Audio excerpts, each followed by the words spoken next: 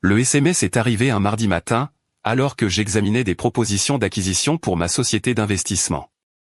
C'était de ma sœur, Olivia, réunion de famille vendredi, 14 h. Lecture du testament de grand-mère. Ne fais pas de scène. Marcus sera là. Pas de « comment vas-tu » Pas de « on devrait parler ». Juste des ordres, comme toujours. Marcus était son mari, le juge fédéral Marcus Wellington III, un fait qu'elle avait mentionné environ 7000 fois depuis leur mariage, il y a 3 ans. J'ai répondu, j'y serai. Olivia, habille-toi convenablement. C'est une procédure légale. J'ai fixé mon téléphone. J'avais 32 ans, je possédais une société de capital investissement de 47 millions d'euros, et je siégeais à 4 conseils d'administration. Mais pour ma famille, j'étais toujours la petite Emma, l'éternelle déception, celle qui avait choisi la finance plutôt que la faculté de droit, la banque d'investissement plutôt que la voie familiale privilégiée, faite de relations judiciaires et de prestige de country club. Grand-mère Hélène était décédée 2 semaines plus tôt, à 91 ans. J'étais avec elle, lui tenant la main dans sa chambre d'hospice, pendant que ma sœur était à une collecte de fonds judiciaires, et que mes parents étaient en croisière en Méditerranée, une croisière qu'ils ont refusé d'écourter. Les derniers mots de grand-mère pour moi furent « Tu as toujours été la plus intelligente, Emma. Ne les laisse pas te le faire oublier. » Je n'avais pas pleuré à ce moment-là. Je ne pleurerai pas maintenant. Ma relation avec ma famille était compliquée depuis mes 16 ans, lorsque j'ai refusé d'aller à Yale, leur alma mater, choisissant plutôt une université d'État avec un meilleur programme d'économie. « Tu jettes ton héritage par les fenêtres », avait dit mon père. « Tu es égoïste », avait ajouté ma mère. Olivia, de 4 ans mon aînée et déjà fiancée à un étudiant en droit d'une bonne famille, avait simplement secoué la tête avec pitié. J'ai obtenu mon diplôme summa cum laude, avec une double spécialisation en économie et en mathématiques. Ma famille a assisté à la cérémonie, mais est partie immédiatement après, manquant la réception où l'on m'a décerné la médaille du chancelier pour l'excellence académique. Ils avaient un gala de charité auquel assister. À 24 ans, j'ai lancé ma société d'investissement avec 200 000 € que j'avais économisés, grâce à des heures de travail exténuantes en banque d'investissement. Anderson Capital Management a débuté dans un espace de bureaux partagés, au centre-ville de Seattle. À 27 ans, nous avions atteint 15 millions d'euros sous gestion. À 30 ans, nous avions dépassé les 40 millions. Aujourd'hui, à 32 ans, nous gérons 47 millions d'euros d'actifs, et nous avons la réputation de dénicher des entreprises sous-évaluées et de les redresser. Je ne l'avais jamais dit à ma famille. Ils n'avaient jamais demandé. Chaque Thanksgiving, chaque Noël, chaque dîner de famille obligatoire, la conversation était la même. Olivia discutait de la dernière décision de Marcus, de leurs vacances à Martha's Vineyard, de leur nouvelle maison au bord du lac. Mes parents rayonnaient de fierté. Puis, ils se tournaient vers moi, avec une déception à peine voilée. « Tu fais toujours ce truc de la finance ?» demandait papa. « Toujours célibataire ?» ajoutait maman. « Toujours en location ?» souriait Olivia d'un air narquois. En réalité, je possédais un Pantouse de 1,8 million d'euros en centre-ville, mais j'avais appris il y a des années qu'il était inutile de les corriger. Ils entendaient ce qu'ils voulaient entendre. Ils voyaient ce qu'ils voulaient voir. Grand-mère Hélène était différente. Elle avait bâti son propre empire immobilier commercial dans les années 1960, à une époque où les femmes ne pouvaient même pas obtenir de prêt professionnel sans la signature d'un homme. Elle avait créé un portefeuille d'une valeur de plus de 80 millions d'euros, par pure détermination et grâce à une stratégie brillante. Elle n'en parlait jamais lors des réunions de famille. Elle se contentait de regarder, d'écouter, et de croiser mon regard de temps en temps, avec un air entendu. Nous avions commencé à déjeuner ensemble il y a 5 ans. Elle était la seule à poser de vraies questions sur mon travail, la seule à comprendre ce que signifiait de construire quelque chose à partir de rien. Elle était la seule à connaître la vérité sur ma réussite. « Il te sous-estime », m'avait-elle dit l'année dernière, autour d'un thé. C'est ton plus grand avantage. J'y avais beaucoup pensé depuis sa mort. Le vendredi est arrivé, avec la pluie de novembre typique de Seattle. Je me suis habillé avec soin, un tailleur Armani bleu marine, des bijoux discrets, mes cheveux en un chignon professionnel. Je ressemblais exactement à ce que j'étais, une femme d'affaires sérieuse. Mais je savais que ma famille verrait ce qu'elle voyait toujours, la décevante Emma, qui en faisait trop. La lecture était prévue à 14 h, dans les bureaux de Whitmore & Associates, les avocats de longue date de grand-mère. Le cabinet occupait les 3 derniers étages de la Columbia Tower, avec une vue panoramique sur la baie d'Elliott. J'y étais déjà allé 2 fois, pour des réunions concernant la structure du trust que grand-mère et moi avions mis en place ensemble. Je suis arrivé à 13h45. La réception était élégante, bois sombre, meubles en cuir, et des orchidées fraîches sur chaque surface. Mes parents étaient déjà là, ma mère en Chanel, mon père en costume sur mesure. Ils ont à peine levé les yeux de leur téléphone. « Emma, dit ma mère, tu es en avance. » La circulation était plus fluide que prévu. Mon père a grogné. Fin de la conversation. À 13h58, Olivia est entrée en grande pompe avec Marcus. Elle était vêtue de la tête aux pieds de vêtements de créateur, sa bague de fiançailles captant la lumière comme un petit projecteur. Marcus était grand, distingué, avec des tempes argentées et l'assurance de quelqu'un à qui on n'a jamais dit non. « Désolé, nous sommes en retard », annonça Olivia, bien que ce ne fût pas le cas. Marcus devait terminer une conférence téléphonique avec la 9e cour d'appel. « Pas de problème », dit la réceptionniste d'une voix douce.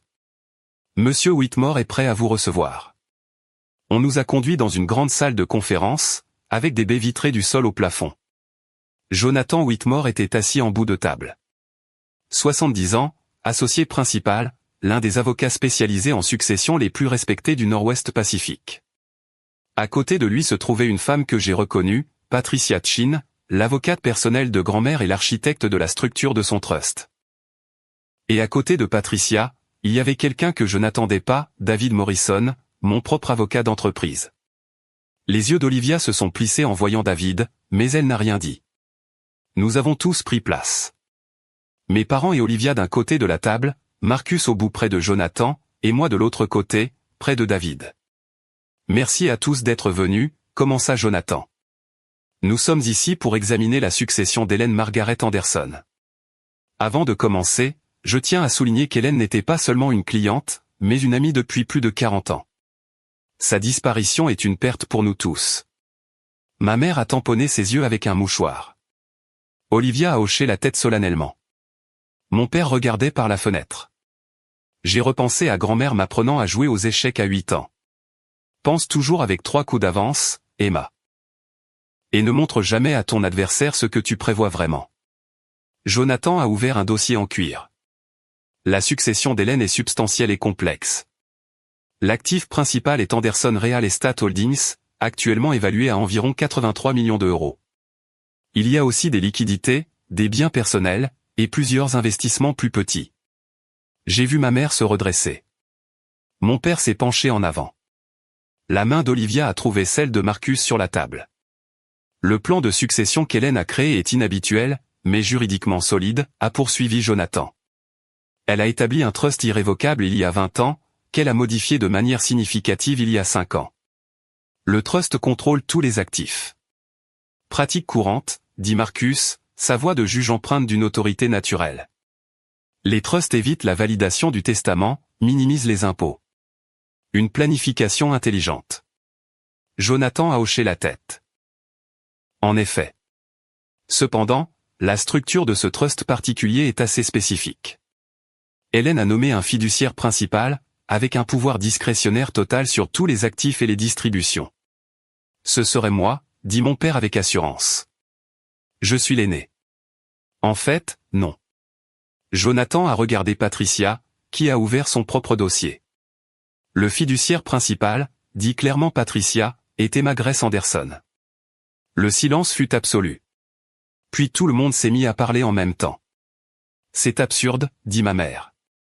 Il doit y avoir une erreur, insista mon père. Ce n'est pas possible que ce soit légal, lança Olivia en regardant Marcus. Marcus leva une main, les faisant taire. Son autorité judiciaire remplit la pièce.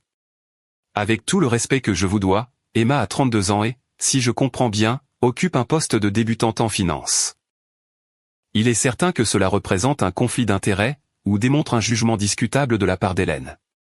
David Morrison s'est éclairci la gorge. Je suis David Morrison, le conseiller juridique de Madame Anderson. Pour information, Emma est la fondatrice et PDG d'Anderson Capital Management, une société de conseil en investissement enregistrée, gérant 47 millions d'euros d'actifs. Elle siège également au conseil d'administration de 4 entreprises, dont 3 sont cotées en bourse. Elle détient une désignation fiduciaire et a géré des trusts complexes pour de multiples clients. Elle est éminemment qualifiée. Ma famille me dévisagea comme si une seconde tête m'avait poussé. Tu as dit que tu travaillais pour une société de finance, dit ma mère faiblement. C'est le cas, ai-je répondu calmement. Je la possède. Le visage d'Olivia est devenu rouge. C'est ridicule. Marcus, dis-leur que ça ne peut pas tenir. Mais Marcus me regardait différemment maintenant, son esprit de juge manifestement en action. Vous êtes la PDG d'Anderson Capital Management, la société qui a géré le redressement de Cascade Tech? Oui. Et vous siégez au conseil de. Il fit une pause, parcourant clairement ses dossiers mentaux. Vous êtes au conseil d'administration d'Evergreen Medical. J'ai vu votre nom sur un document. Oui. Il s'est adossé, et je l'ai vu recalculer tout ce qu'il pensait savoir sur moi. Patricia a poursuivi, sa voix professionnelle et précise. Le document du trust est explicite. Emma a pleine autorité sur la gestion des actifs, les décisions d'investissement, et les distributions aux bénéficiaires. Le trust prévoit des distributions annuelles à Richard et Suzanne Anderson, vos parents, de 150 000 € chacun. Olivia, vous recevez 100 000 € par an. C'est tout, haleta ma mère. D'une succession de 83 millions d'euros? Le trust privilégie la croissance des actifs et les dons de bienfaisance, expliqua Jonathan. Cependant, ces distributions sont garanties à vie et ajustées à l'inflation. C'est en fait assez généreux. Et les propriétés, a exigé mon père. Les immeubles commerciaux, la maison de vacances dans les îles San Juan? Tous détenus en trust, dit Patricia, sous la gestion d'Emma. Olivia s'est levée brusquement. Je veux contester cela. Marcus, nous devons contester cela. L'expression de Marcus était indéchiffrable. Pour quel motif? Pour le motif que c'est insensé. La voix d'Olivia s'est élevée. Elle n'est pas qualifiée. Elle n'a même jamais mentionné avoir un travail qui compte. Je suis juste ici, ai-je dit doucement. Tais-toi, lança Olivia. Elle se tourna vers moi, le visage déformé par la colère. N'ose pas faire comme si tu méritais ça. Tu as disparu de cette famille il y a des années. Tu manques les fêtes, tu ne viens jamais nous voir, tu appelles à peine. Et maintenant, tu débarques et tu prends tout. Je n'ai rien pris, ai-je dit, ma voix stable. Grand-mère a pris ses décisions. Elle a modifié le trust il y a 5 ans, après m'avoir longuement consulté sur la planification financière. Elle était sénile, dit ma mère désespérément. Non, dit fermement Patricia. J'ai personnellement évalué la capacité mentale d'Hélène, et nous avons fait appel à 2 médecins indépendants pour l'évaluer. Elle était parfaitement saine d'esprit. Elle savait exactement ce qu'elle faisait. Jonathan a sorti un autre document. Hélène a également laissé des lettres personnelles. Emma, celle-ci est pour vous. Il a fait glisser une enveloppe sur la table. Mon nom y était écrit, de l'écriture distinctive de grand-mère. Mes mains tremblaient légèrement en l'ouvrant. Très chère Emma, si tu lis ceci, c'est que je suis parti, et que ta famille est probablement en pleine crise de nerfs collective. Tant mieux. Ils en ont besoin. Tu as passé toute ta vie d'adulte à être sous-estimé par des gens qui auraient dû te célébrer. Je les ai vus mépriser tes réussites, dénigrer tes choix, et te traiter comme une déception secondaire. Cela me brisait le cœur, à chaque fois. Je te nomme fiduciaire principale parce que tu es la seule à posséder la sagesse, l'intégrité et la compétence pour gérer cette responsabilité. Mais plus important encore, je le fais parce que je veux qu'ils te voient enfin, qu'ils te voient vraiment. Tu as bâti un empire à partir de rien, pendant qu'ils dépensaient leur héritage et se mariaient pour le prestige. Tu es resté humble pendant qu'ils se vantaient. Tu as continué à apprendre pendant qu'ils se reposaient sur leur diplôme. Ne les laisse pas t'intimider. Ne les laisse pas te culpabiliser. Tu as mérité cela par ton caractère, pas en étant née la première ou en te mariant bien. Aussi, il y a quelque chose qu'ils ne savent pas. Quelque chose que je ne leur ai jamais dit. Vérifie les documents du Trust pour Anderson Holdings, LLC, page 47. Je pense que tu trouveras ça intéressant. Je t'aime, ma douce fille. Rends-moi fier, ce que, bien sûr, tu as déjà fait. Grand-mère. Je l'ai lu 2 fois, les yeux me brûlant. Je ne pleurais pas devant eux. Non. Qu'est-ce qu'elle dit, a exigé mon père. C'est personnel. Laisse-moi voir. Olivia a tendu la main vers la lettre. Je l'ai éloignée. Non. Patricia me tendait déjà un épais dossier. Les documents complets du trust. Tout ce dont vous avez besoin est ici. J'ai tourné à la page 47 de la section Anderson Holdings. Ce que j'ai vu m'a coupé le souffle. Anderson Real Estate Holdings n'était pas seulement un ensemble de propriétés, c'était la société mère de 16 LLC, chacune possédant différents biens commerciaux dans le Nord-Ouest Pacifique. Et il y a 5 ans, grand-mère avait discrètement apporté des modifications. Elle m'avait transféré la propriété partielle de 12 de ces LLC, non pas directement par le trust.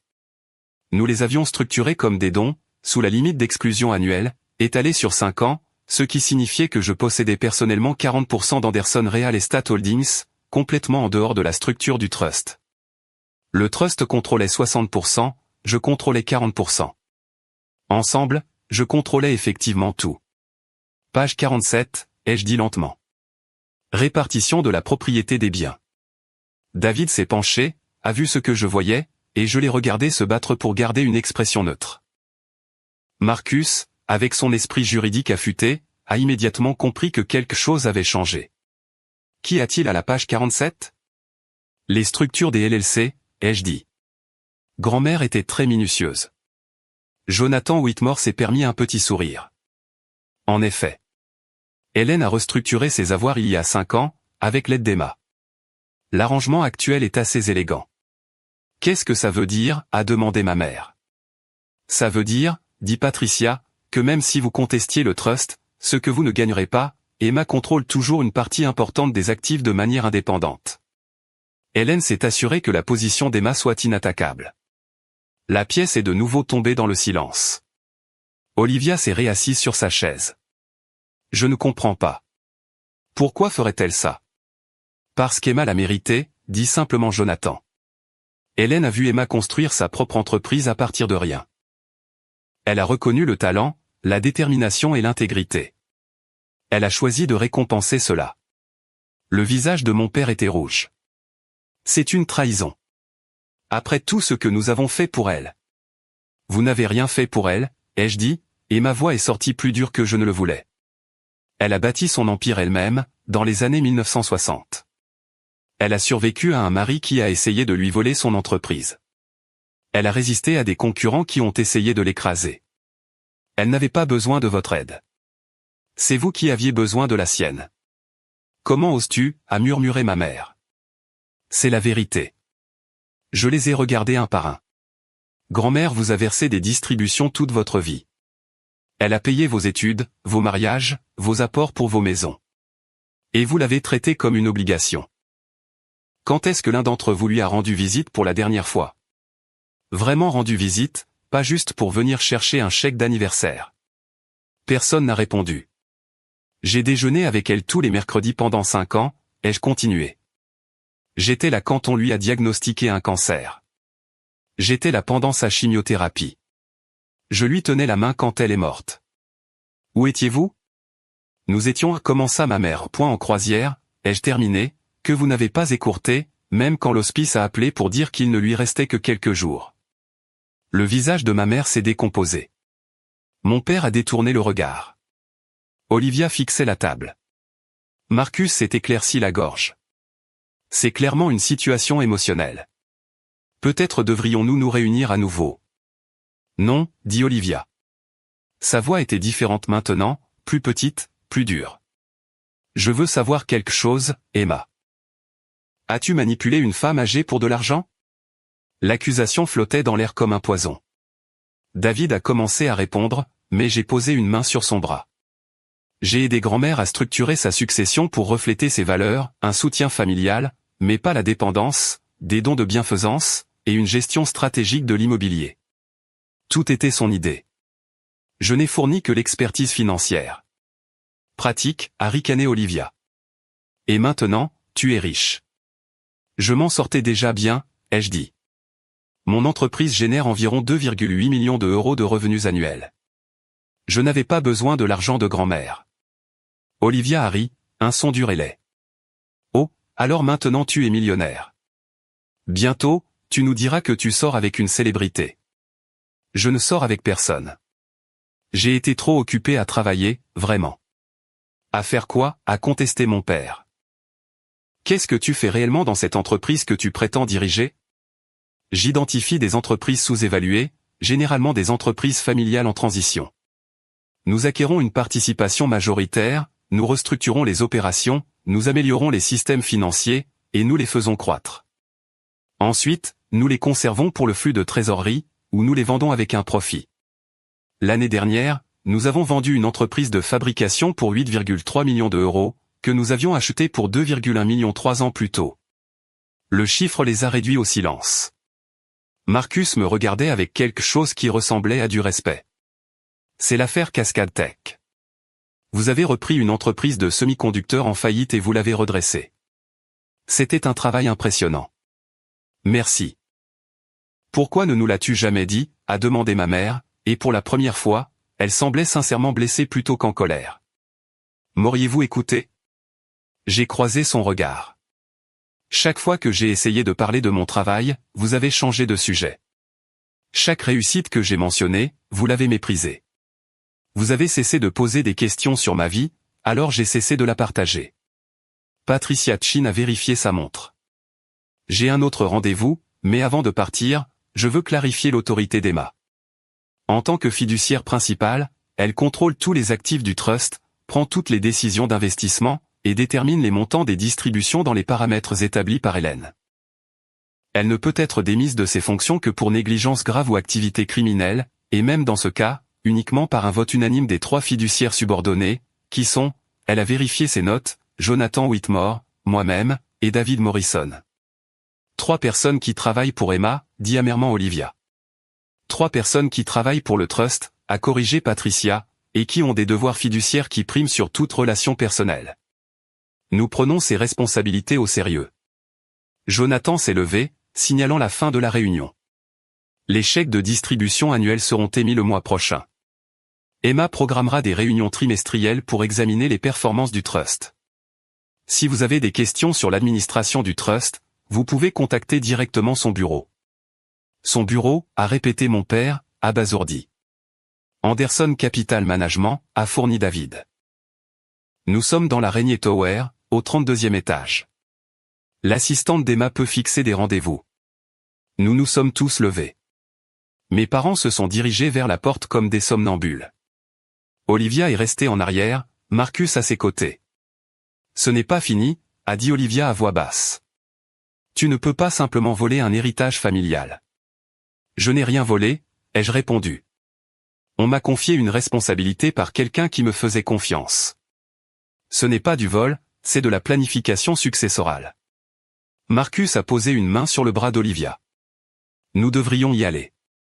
Mais Olivia s'est dégagée, s'approchant de moi. Tu te crois si intelligente, n'est-ce pas? Avec ton entreprise, ton tailleur, et ton travail qui sonne si important. Mais tu n'es toujours que la petite Emma, la déception de la famille qui n'a même pas pu entrer à Yale. Je ne voulais pas de Yale, ai-je dit. Je voulais construire quelque chose de réel, et je l'ai fait. Tu as manipulé une femme mourante. Ça suffit, a dit fermement Marcus, de sa voix de juge qui a coupé court à la tension. Olivia, c'est une accusation que tu ne peux pas prouver et que tu ne devrais pas faire. Les documents du trust sont légaux. Les transferts ont été documentés.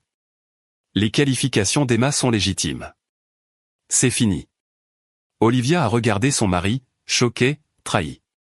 Puis elle m'a regardé de nouveau, et ce que j'ai vu dans ses yeux était quelque chose que je n'avais jamais vu auparavant, la peur. Pas de moi, exactement, mais de ce que je représentais, la prise de conscience que la hiérarchie familiale sur laquelle elle s'était appuyée toute sa vie venait de s'inverser. Elle s'est retournée et est sortie sans un mot de plus. Marcus s'est arrêté à la porte. Pour ce que ça vaut, Emma, je suis désolé. Nous aurions dû prêter plus d'attention. Puis il a suivi sa femme. Quand la pièce s'est vidée, je me suis rassise lourdement. Jonathan, Patricia et David sont restés. Ça s'est à peu près passé comme prévu, dit Jonathan d'un ton sec. Hélène avait prédit chaque réaction, a ajouté Patricia. Elle a dit que votre père ferait appel à la primogéniture, que votre mère pleurerait, et que votre sœur menacerait d'une action en justice par l'intermédiaire de son mari. Elle les connaissait bien. Elle vous connaissait mieux, dit Jonathan. Elle m'a dit il y a 5 ans que vous étiez la seule à posséder l'intelligence et l'intégrité pour gérer cela. Elle avait raison. David a sorti son ordinateur portable. Nous devrions discuter des prochaines étapes. Le trust a besoin d'une gestion active, et vous avez des décisions à prendre. Pendant l'heure qui a suivi, nous avons examiné la structure du trust. Les 83 millions d'euros d'actifs immobiliers généraient environ 6,2 millions d'euros de revenus d'exploitation nets annuels. Après les distributions familiales et les frais de fonctionnement, il restait environ 4,8 millions d'euros par an pour le réinvestissement et les dons de bienfaisance. Grand-mère avait spécifié qu'au moins 15% du revenu annuel du trust devait aller à des œuvres de charité soutenant les femmes dans les affaires, l'accès à l'éducation, et la recherche sur le cancer. C'était un minimum de 930 000 euros par an. Elle a essentiellement fait de vous une gestionnaire de fondation privée, a observé Patricia, en plus d'une gestionnaire de portefeuille immobilier, et de votre propre entreprise. Vous allez être très occupé. Je peux le gérer. Je sais que vous le pouvez. C'est pourquoi Hélène vous a choisi. Patricia a fermé son dossier. Encore une chose. Hélène a laissé des instructions spécifiques concernant ses biens personnels. Il y a quelques objets qu'elle voulait que vous ayez. Ils sont à la maison. La maison de San Juan? Non, sa maison. L'original. J'ai levé les yeux, vivement. La maison de Magnolia? Je pensais qu'elle l'avait vendue il y a des années. Patricia a secoué la tête. Elle ne l'a jamais vendue. Elle a laissé votre famille le croire, mais elle l'a gardée. Elle est détenue dans l'une des LLC dont vous êtes maintenant partiellement propriétaire. Elle a vécu dans la maison d'amis ces 2 dernières années, en fait.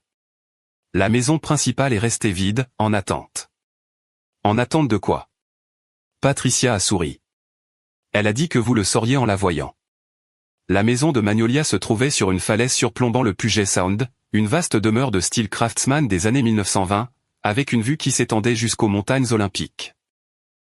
J'y avais passé des étés, enfant, avant que grand-mère ne déménage prétendument dans un appartement. Patricia m'y a retrouvé le samedi matin, avec les clés. La maison était exactement comme dans mes souvenirs, poutres en bois sombre, bibliothèques intégrées, et des banquettes près des fenêtres donnant sur l'eau. Mais elle avait été modernisée, une nouvelle cuisine, des salles de bain rénovées, de la peinture fraîche. Elle était prête à emménager. Elle l'a préparée pour vous, dit Patricia.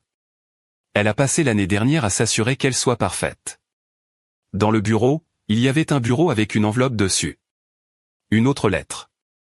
Emma, cette maison abrite mes meilleurs souvenirs. Ton grand-père et moi y avons élevé nos enfants. Tu as appris à lire sur la banquette de la fenêtre qui donne sur le jardin. Cette maison représente tout ce que j'ai construit et tout ce en quoi je croyais, les racines, la famille, l'héritage. Mais la famille, ce n'est pas seulement le sang. Ce sont les gens qui te voient, qui croient en toi, qui célèbrent tes succès au lieu de les jalouser. Ta vraie famille, ce sont peut-être les amis que tu t'es fait, les mentors qui t'ont guidé, l'équipe que tu as bâtie dans ton entreprise. Cette maison est à toi, vraiment à toi, pas détenue en trust. J'ai transféré le titre de propriété il y a 3 mois. C'est mon cadeau pour toi, pour être exactement qui tu es. Vis ici. Construis ta vie ici. Remplis-la de gens qui te méritent. Emma, pardonne-leur si tu le peux. Non pas parce qu'ils le méritent, mais parce que garder de la colère ne fera que te blesser. Ce sont des gens imparfaits qui ont fait des erreurs. Ne laisse pas leurs erreurs définir ton avenir. Mais n'oublie pas non plus qui tu es. Tu es la fille qui a obtenu son diplôme summa cum laude, qui a bâti une entreprise à partir de rien, qui est restée assise avec une femme mourante parce que c'était la bonne chose à faire. Tu n'es pas la déception de la famille. Tu ne l'as jamais été. Tu as toujours été l'histoire d'un succès. Ils n'ont simplement pas su le voir. Avec tout mon amour, grand-mère. J'ai marché à travers les pièces vides, les imaginant remplies de meubles, de vie, de l'avenir que j'avais été trop occupé à planifier. La maison valait au moins 2,3 millions d'euros, peut-être plus, avec la vue et l'emplacement. Grand-mère m'avait tout donné, pas seulement de l'argent et des biens, mais la validation, la reconnaissance, l'acceptation que j'avais passé 15 ans à prétendre ne pas avoir besoin. Je suis resté dans le bureau, regardant le détroit, et je me suis enfin laissé pleurer. Lundi matin, je suis arrivé à mon bureau pour trouver 17 appels manqués de ma famille. Je ne les ai pas rappelés. Mardi, ma mère s'est présentée à mon bureau. Mon assistante, Rachel, a appelé pour me prévenir. Votre mère est ici. Elle est insistante. Donnez-moi 5 minutes, puis faites-la entrer. Quand ma mère est entrée, elle semblait plus petite, en quelque sorte, plus âgée. Elle s'est assise en face de mon bureau, le même bureau où j'avais négocié des contrats de plusieurs millions d'euros, et a joint ses mains. J'ai réfléchi à ce que tu as dit, a-t-elle commencé, sur le fait de ne pas rendre visite à grand-mère, de ne pas poser de questions sur ta vie. J'ai attendu. Tu avais raison. Nous avons cessé de prêter attention. Nous avons fait des suppositions. Elle fit une pause. Je suis désolé, Emma. Je suis désolé que nous n'ayons pas vu ce que tu avais accompli. Je suis désolé que nous n'ayons pas été là quand tu avais besoin de nous. C'étaient les excuses que j'avais voulues pendant des années, mais elles arrivaient trop tard et semblaient trop calculées. Merci de le dire. Pouvons-nous, elle a hésité. Pouvons-nous recommencer à zéro? Pouvons-nous essayer d'être une vraie famille? Je ne sais pas, ai-je dit honnêtement. Je veux croire que c'est possible, mais ça va prendre du temps. Et ça va exiger un vrai changement, pas seulement des mots. Elle a hoché la tête, les larmes aux yeux. Viendras-tu au moins à Thanksgiving? Sans attente, sans pression. Viens, c'est tout. J'ai pensé à la lettre de grand-mère. Pardonne-leur si tu le peux. Je viendrai, ai-je dit. Mais j'amène mon équipe du travail. Ils sont ma famille, aussi. Ma mère a tressailli, mais a hoché la tête. Bien sûr. Nous serions ravis de les rencontrer. Après son départ, je suis resté assise à mon bureau, regardant la photo sur ma bibliothèque, grand-mère et moi à ma remise de diplôme, toutes les deux rayonnantes. Elle avait conduit 5 heures pour être là, alors que mes parents étaient partis tôt. Mon téléphone a vibré. Un texto d'Olivia. Marcus dit que je te dois des excuses. Il a raison. Je suis désolé. J'ai été horrible. J'ai fixé le message un long moment avant de répondre. Accepté, mais ça va prendre du temps. Sa réponse est venue immédiatement. Je comprends. 3 mois plus tard, je me tenais devant la première cérémonie annuelle de remise des bourses de la fondation de la famille Anderson. Nous avions attribué 930 000 € à 15 organisations soutenant les femmes entrepreneurs, les étudiants universitaires de première génération, et la recherche sur le cancer. Mes parents étaient dans le public. Olivia et Marcus aussi. Ils avaient assisté à chaque réunion trimestrielle du Trust, posé des questions intelligentes, et avaient lentement commencé à me traiter comme la professionnelle que j'étais. Ce n'était pas parfait, nous n'étions pas une famille de films de Noël, mais nous essayions. La maison de Magnolia était maintenant entièrement meublée. J'y avais organisé Thanksgiving, et Noël aussi. Mon équipe d'Anderson Capital s'était mêlée à mes réunions de famille maladroites, remplissant les pièces de rire et de vraies conversations. David Morrison, Patricia Chin et Jonathan Whitmore étaient devenus non seulement mes conseillers, mais mes amis, les personnes dont grand-mère savait que j'aurais besoin pour naviguer dans cette nouvelle réalité. Et chaque mercredi, je visitais la tombe de grand-mère avec des fleurs fraîches, et je lui racontais la semaine, les performances du Trust, les entreprises que nous avions acquises, les bourses que nous avions attribuées, et le processus lent, douloureux et plein d'espoir de reconstruction des relations familiales. Mais surtout, je la remerciais de m'avoir vu quand personne d'autre ne le faisait, d'avoir cru en moi quand je croyais à peine en moi-même, et de m'avoir appris que le succès, ce n'est pas de prouver aux autres qu'ils ont tort, c'est de se prouver à soi-même qu'on a raison. Le Trust vaut maintenant 89 millions €, et il continue de croître. Anderson Capital Management gère 63 millions € d'actifs. Je siège à 6 conseils d'administration et je suis le mentor de 3 jeunes femmes qui lancent leur propre société d'investissement. Ma famille perçoit ces distributions, assiste aux événements de la fondation, et a cessé de qualifier mon travail de « ce truc de la finance ». Il m'appelle Emma maintenant, plus la petite Emma. Il pose de vraies questions et écoute les réponses. Ce n'est pas tout ce que je voulais, mais c'est plus que ce à quoi je m'attendais. Et chaque fois que je regarde le titre de fiduciaire principal sur des documents juridiques, que je me promène dans la maison de Magnolia, ou que je prends une décision concernant l'héritage de grand-mère, j'entends sa voix. Tu as toujours été la plus intelligente, Emma. Ne les laisse pas te le faire oublier. Je ne l'oublierai jamais, grand-mère.